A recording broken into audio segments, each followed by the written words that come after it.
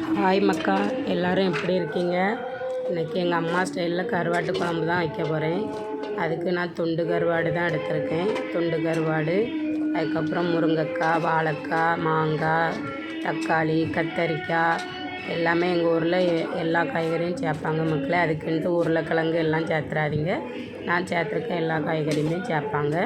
அடுத்து இதுக்கு மசாலா என்னென்னலாம் அரைச்சிருக்கேன் அப்படின்னா, தேங்காய், சீரகம், கொஞ்சமாக சின்ன வெங்காயம், அதுக்கப்புறம் வத்தத்தூள், மல்லித்தூள், மஞ்சத்தூள் இதவளையும் போட்டு அரைச்சி நல்ல மையாக அரைக்கணும் மக்களே. அப்போ தான் குழம்பு நல்லா டேஸ்ட்டாக இருக்கும்.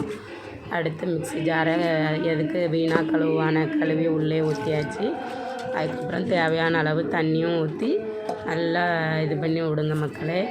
உப்பும் நாங்கள் முதல்ல போட்டுருவோம். போட்டு இனி நல்லா கொதிக்க விடணும். நல்லா குழம்பு கொதித்து வற்றுனா அதுக்கப்புறம் தான் மக்களே தாளித்து ஊற்றணும். பச்சை வாடெல்லாம் அப்போ தான் போகும். இதுக்கு சாலை கருவாடு ரொம்பவே டேஸ்ட்டாக இருக்கும் மக்களே. சாலை கருவாடு எனக்கு கிடைக்கல, அதனால துண்டு கருவாடு தான். இவ்வளோ கருவாடை 30 ரூபான்னு வாங்கினேன். அதுக்கப்புறமா இப்போ குழம்பு நல்லா கொதித்து வற்றியாச்சு. நல்லா வற்றின உடனே அதுக்கப்புறம் நம்ம தாளித்து தான் ஊற்றணும். அதுக்கு நான் தேங்காய் எண்ணெய் தான் எடுத்திருக்கேன். தேங்காய் எண்ணெய் நல்லா வாசமாக இருக்கும். தேங்காய் எண்ணெய், கடுகு, சின்ன வெங்காயம், கருவேப்பிலை இவ்வளவும் போட்டு மட்டுமே தாளித்தா போதும். தாளித்து இப்படி எங்கள் ஸ்டைலில் ஒருக்கா குழம்பு வச்சு பாருங்கள் மக்களே. எதுக்கு அவிச்ச முட்டையை வச்சு சாப்பிட்டா அப்படி ஒரு ருசியாக இருக்கும். யாருக்கெல்லாம் எப்படி சாப்பிட பிடிக்கும்னு கமெண்ட் பண்ணுங்கள். குழம்பும் ரெடி ஆகிடுச்சு. வாங்க மக்களே சாப்பிட.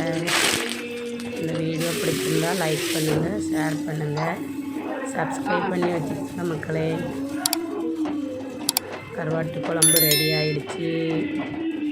சுவையான கருவாட்டு குழம்பு இப்படி தான் மக்களே கடைசி ஃபினிஷிங் இருக்கும். சூப்பராக இருக்கும். சாப்பிட்டு பாருங்கள்.